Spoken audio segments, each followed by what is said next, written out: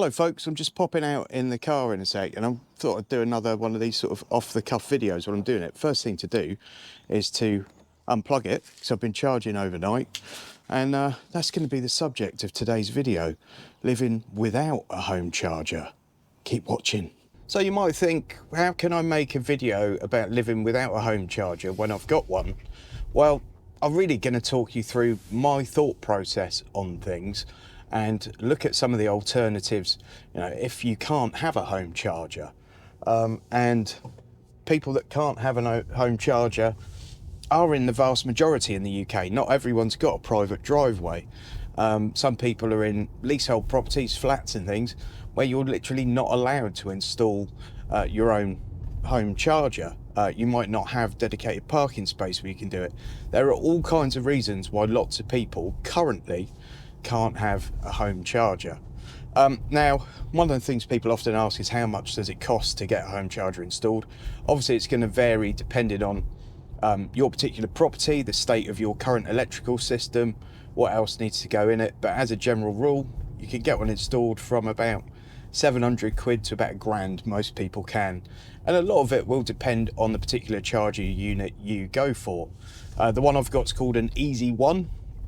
I actually got mine for free, or almost for free, from a company called Bumblebee EV, who sponsored some of my car review videos.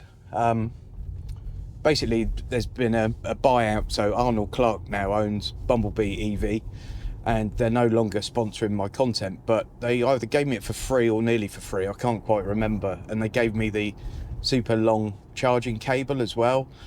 They were brilliant. The installer they used was absolutely brilliant. I did a separate video on that a while ago, which I'll put a link to up there. Now, if you haven't got a home charger and you can't have one put in, there are some alternatives coming out, but they are coming slowly. One of the things is a company, I'll put the name of them up on the screen, so I can't remember the name, but they basically drill like a little gully in your pavement and put sort of a conduit in, which has got a top, but like a bit of trunking basically. And it means you can run your charging cable through the pavement without leaving any kind of trip hazard. Obviously, there are also people that haven't got a drive that will still have a car charger installed on the front of the house. They do run the cable across the pavement and just put a cover over it. I'm sure there's some liability issues waiting to happen there, but you know, that is an option. And I don't know the legality of it, but if you have an agreement with your neighbours that you're going to do it and you're going to put this thing over it, and you know, maybe that's a solution. Depending, probably works better if you're in a little cul-de-sac rather than a main sort of through street, I would suggest, but I don't know. And there are a number of companies now installing 7 kilowatt chargers in lamp posts, in residential streets, just in little boxes. The problem with a lot of them is they don't always come with like a dedicated parking space. So someone could just go and park whatever car in front of it and you can't charge. You don't get like an EV only charging space like you do with a rapid charger. And of course you never see a petrol or diesel car in one of those, do you? So they're not perfect, but they are starting to pop up, more so in London to be fair, and Surrey. There's a company called 𝘾𝙃 that's doing loads of public chargers in residential streets in Surrey. But a lot of that kind of stuff at the moment seems very sort of London and home counties centric, and lots of parts of the country seem to be many years away from getting anything like that. Certainly from where I'm sitting, there may be things going on that I don't know about, but I think if you want an electric vehicle and you can't charge at home and you don't know of any schemes coming to allow people to charge from home, I think you've got to get onto your council and just bombard them with emails and phone calls saying what you're going to do about it. You know, we're getting pushed into this. We're getting pushed into EVs, which a lot of people think we're getting pushed into EVs. So let's do it. You know, give us the infrastructure to help out. There are, of course, also rapid chargers. Regular use of rapid chargers is not a massively good thing for a lot of the different batteries out there. The idea with a rapid charger is that you pull over and use one and you put in enough power to get you where you're going. you really shouldn't be going to a rapid charger 7 days a week and charging your car up to full, because that will have an effect on the battery. More so with some types of battery chemistry than others, so I understand. So slow chargers, overnight charging, is a brilliant thing. It's usually a lot cheaper. It happens when you're asleep, and it's massively convenient if you can do it. Because obviously if you're using a rapid charger and your car gets to 100% and you're in the middle of watching a movie or something in the cinema, you need to get up and go and unplug it and move the car, or you're going to face overstay charges in a lot of places. So stuff like that would be a bit of a pain in the bum if you're doing it on a regular sort of daily basis. So would I, at the moment, I live just outside Bournemouth, I'm driving right by Bournemouth Airport at the moment, there's the runway. Would I have an EV at the moment without a home charger? No. Absolutely no way I would do it. Now, just sort of literally 2 minutes walk from my house is an Instavolt charger, and apart from at school times when people park whatever in there, a lot of people just park electric cars in the spaces and don't charge. They think it's like an electric car parking space. It's there to charge cars, and there's often a British gas van sitting in one of them charging up.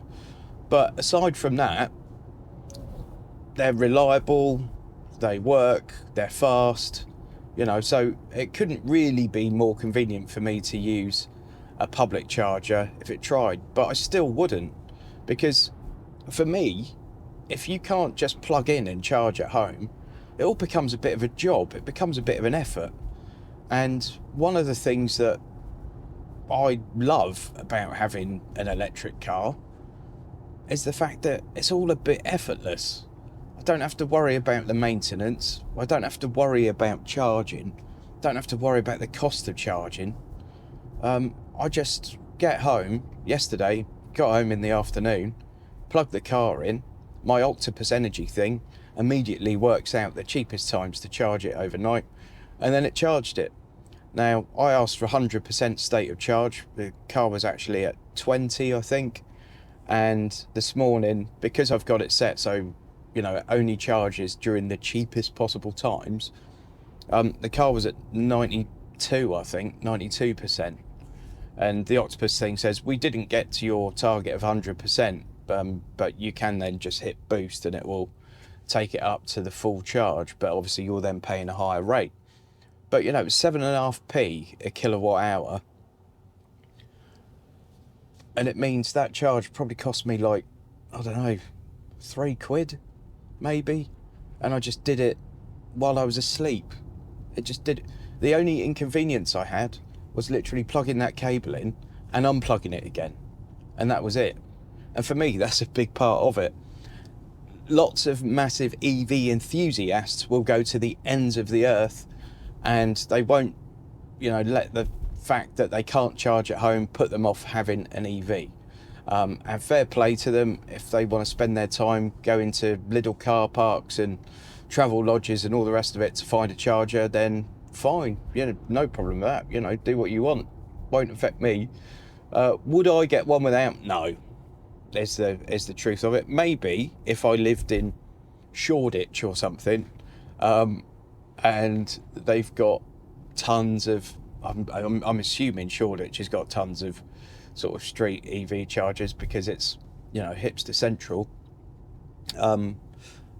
Maybe it'd be a different kettle of fish, and maybe in 3 or 4 or 5 years things will have changed significantly, so that on-street charging and charging for people in flats and things like that is much easier than it is currently.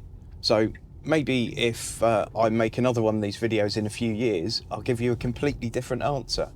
But for the time being, I wouldn't have an electric car personally without having a charger at home, purely because I'm cheap and lazy.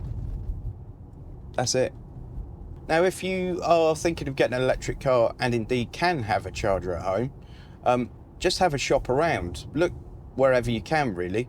The only one I've got any experience with personally is Bumblebee, because I used them for mine and I just couldn't fault any of it. Having said that, you know, they were sponsoring me at the time. Maybe I got the red carpet rolled out, I don't know. I felt like I just got fantastic customer service, but whether you would get the same, I don't know. Is the truth of it, because I only experienced it the way I experienced it. But there are loads of other companies that do home charger installations.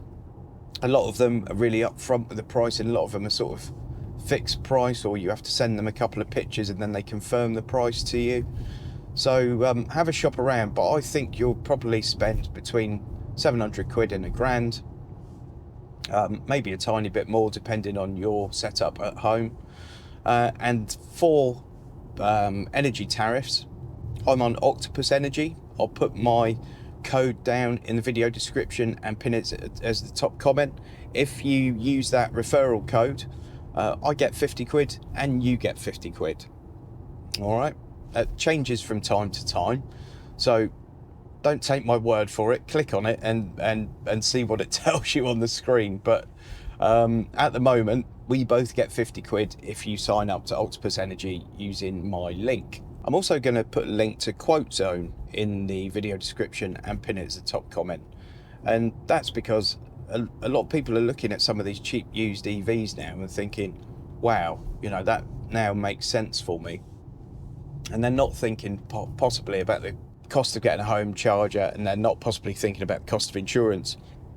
And a lot of people are terrified by the cost of insurance at the moment because it's gone up massively for almost everyone. And it's not just electric cars it's gone up. I know there's a lot of nonsense in the press and even on YouTube about the cost of insuring an electric car, but lots of it depends on lots of other factors, where you live and everything else. Or if you check out one of my insurance videos, just go and look in the comments in those, and you'll find lots of people in little petrol and diesel cars where their insurance has literally trebled in the last 6 months, last 12 months. But I think it's important that you get a quote for your EV before you go and buy one, or before you even start looking to buy one. If you're looking at sort of smaller, cheaper EVs, the insurance might not be hideous. If you're looking at a Tesla, just remember it's in the same insurance group as a Ferrari. So bear that in mind. It is going to be expensive. But yeah, I think it's a really good move to just get an insurance quote before you even go and look at a car, because if you waste your time going and looking at a car and maybe falling in love with it a little bit and the whole idea, you might not make the most sensible decision when you get your insurance quote and it comes back at 800 quid more than you expected it to be, or 300 quid more than you expected it to be. Quote Zone is a comparison site, a bit like Compare the Market and all the rest of it. They don't tend to have the same sort of marketing budget as those guys, and they do have some companies on their platform that perhaps are not on some of the others. I've done some work with them in the past in my sort of insurance life, so that's how I know them. What we do is pop your information into that, pop the information of the car into that, and it will return lots of insurance quotes for you, and you can look at the various prices and covers. If you're not an insurance expert, just call your local insurance broker. People forget about insurance brokers, but if you don't know what you're doing with insurance and you're trying to do it yourself online, you can find yourself underinsured. So just call your insurance broker if you're in any doubt whatsoever. Hope you enjoyed that one, folks. I just wanted to give you my thoughts on the whole home charging thing, because it's a question lots of people ask me is, oh, I haven't got a home charger, should I be thinking about an EV or not? And I think a lot of it depends on where you live and your circumstances, how much time you've got on your hands. I personally wouldn't, but as I said, I'm cheap and lazy. So there you go, draw your own conclusions there. Thanks for watching, folks. Please give the video a thumbs up, please like it, please subscribe, and please share wherever you can, and please don't forget to follow me on social media. I've just done a couple of EV reviews actually over on the Men and Motors channel that are worth checking out. The 𝑖D Buzz one came out I think yesterday at the time I'm recording this, and the VW ID3 I've recently done for Men and Motors, and there are also lots of EV car reviews on my channel. They are unbiased, they always will be unbiased, just my honest opinion of the things as a car. All right, a lot of people will say, is it a good EV?